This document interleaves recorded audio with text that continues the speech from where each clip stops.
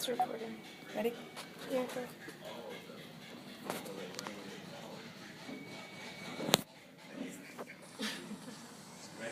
Good afternoon. It's 3:45 p.m. and this is GLAM Glam reporting your afternoon news.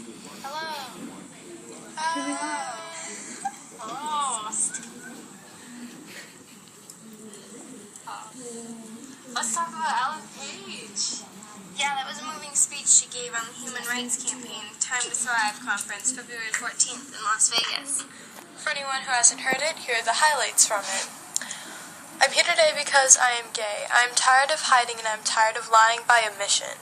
I suffered for years because I was scared to be out. My spirit suffered, my mental health suffered, my relationships suffered, and I'm standing here today with all of you on the other side of all that pain. And add that on to what's happening with LGBT rights during the Sochi Olympics. Recently, the Russians detained an Italian gay activist for carrying a rainbow flag that read "Gay is okay" in Russian. There is also no record of her being arrested because the officers say that sometimes they bring in so many people that it's hard to keep track of them all so frequently they do not register the detention.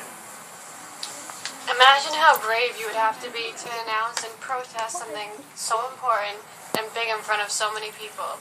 We wish Ellen the best. Now let's talk about what's been going on at Timberlane lately. For the second time in 3 years, Timberlane has been required by the state to issue a public notice for contaminated drinking water.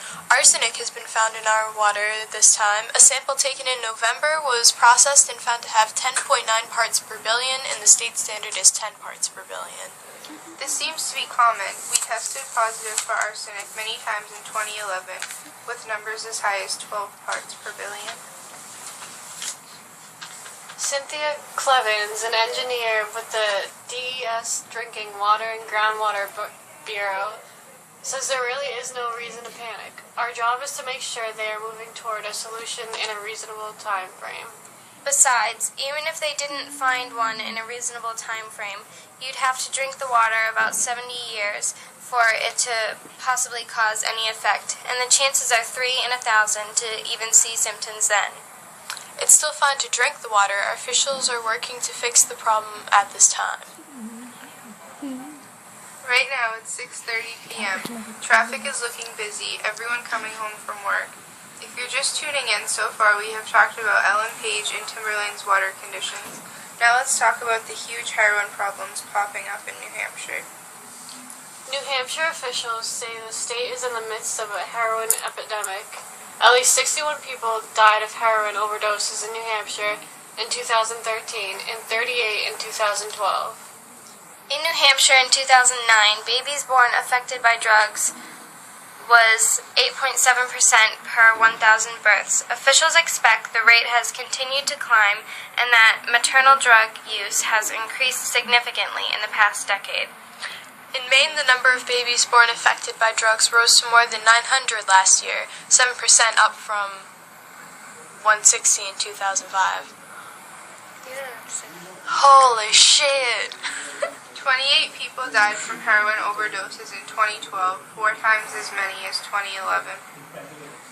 New Hampshire has the highest rates in the country of drug and alcohol abuse and dependence, but ranks at the bottom for accessing treatment.